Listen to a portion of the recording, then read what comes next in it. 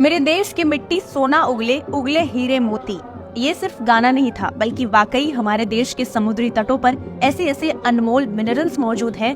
उन्हीं में से एक है थोरियम, जिसकी यूपीए सरकार के समय अंधाधुंध तस्करी की गई। लगभग 60 लाख करोड़ रुपए के थोरियम समुद्री तटों से गायब हो गए। क्या ये संयोग था या प्रयोग? दुनिया का सबसे बड़ा लगभग 25% थोरियम रिजर्व भारत के केरला और ओडिशा के तटों पर मौजूद है। इसकी ताकत को ऐसे समझ सकते हैं कि एनर्जी बनाने में ये 35 लाख टन कोयले का काम 1 टन थोरियम अकेले कर सकता है। थोरियम ही एक ऐसा बेशकीमती रत्न है जिसके कारण 6 दशक बाद भारत अपने न्यूक्लियर एनर्जी प्रोग्राम के स्टेज 2 तक पहुंच पाया है। लेकिन समुद्री इलाकों में इसकी चोरी क्यों हुई? किसके कारण न्यूक्लियर प्रोग्राम को स्टेज 2 तक पहुंचने के लिए दशकों लग गए? ये सब जानने के लिए पहले ये जान लीजिए कि आखिरकार ये थोरियम है क्या चीज। थोरियम एक रेडियो एक्टिव मेटल है, जिसका अगर सही इस्तेमाल कर लिया जाए तो वो कभी ना खत्म होने वाला फ्यूल बन जाता है और दशकों दशक तक इस्तेमाल हो सकता है। भारत अभी थोरियम बेस्ड न्यूक्लियर प्रोग्राम पर ही काम कर रहा है और इसका कॉन्सेप्ट नेहरू के कार्यकाल में भारत में न्यूक्लियर प्रोग्राम के जन्मदाता डॉक्टर होमी भाभा लेकर आए थे। आप सोचिए, ये प्रोग्राम 1950 में शुरू हुआ था और आज तक कंप्लीट नहीं हो पाया। क्यों? क्योंकि पिछली सरकारों और सबसे ज्यादा समय तक सत्ता में रहने वाली कांग्रेस सरकार ने इसे ठंडे बस्ते में डाल दिया था, जबकि इसका मुख्य उद्देश्य ही था भारत को थोरियम से एनर्जी बनाने में आत्मनिर्भर बनाना। और देखिए, आज 2024 में जाकर हम 3 स्टेज के न्यूक्लियर प्रोग्राम की दूसरी स्टेज पर पहुंच चुके हैं। जाति जाति चिल्लाने वाली कांग्रेस सरकार की इससे बड़ी नाकामयाबी और क्या होगी? भारत में यूरेनियम ना होने की वजह से डॉक्टर भाभा ने न्यूक्लियर प्रोग्राम के लिए थोरियम को एज अ फ्यूल चुना था, क्योंकि ये भारत में आसानी से समुद्री तटों पर मिल जाता है।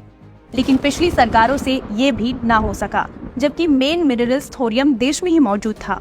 खैर, थोरियम से इलेक्ट्रिसिटी जनरेट करने का जो सपना डॉक्टर भाभा ने 1950 में देखा था, वो मोदी सरकार में मुमकिन होता दिख रहा है। अब आते हैं यूपीए सरकार में हुई थोरियम की तस्करी की कहानी पर। वैसे तो इस बारे में मीडिया चैनलों में सबसे कम चर्चा की गई है, लेकिन ये कांग्रेस और गांधी परिवार के सबसे बड़े काले कारनामों में से एक है। सोनिया गांधी ने कैसे बर्बाद की भारत की थोरियम टेक्नोलॉजी?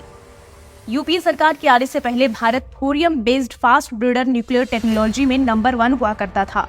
न्यूक्लियर साइंटिस्ट अंदाजा लगाया करते थे कि 2013 तक Bharat thorium based nuclear reactor बनाने की तकनीक में महारत हासिल कर लेगा। लेकिन 2004 में जैसे ही रिपोर्ट वाली सरकार बनी, भारत के न्यूक्लियर प्रोग्राम के बुरे दिन शुरू हो गए। पीएम मनमोहन सिंह ने थोरियम टेक्नोलॉजी प्रोग्राम को कम आंकने के लिए अनकही पॉलिसी लेकर आई, और जब सरकार ने इसे सीरियसली लिया नहीं, इसे संरक्षित करने की कोई पॉलिसी बनाई नहीं, जिसके बाद थोरियम से एनर्जी बनाने का प्रोग्राम ठप हो गया।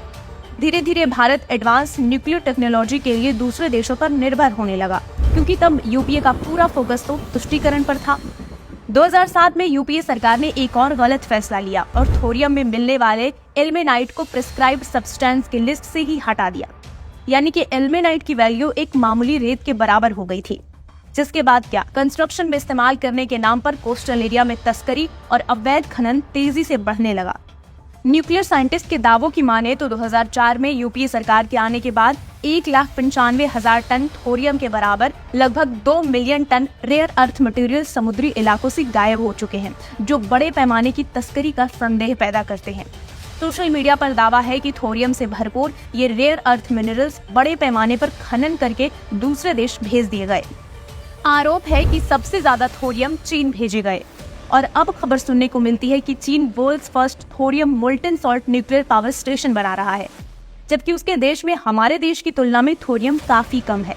तो कहीं ये यूपीए सरकार में कांग्रेस और चीन के बीच गुप्त समझौते का परिणाम तो नहीं कि जिसके पास थोरियम का पावर हाउस है वो रेस में पीछे, और चीन के बारे में कहा जा रहा है कि चीन के पास अब इतना थोरियम है कि वो 20,000 साल तक एनर्जी बना सकता है।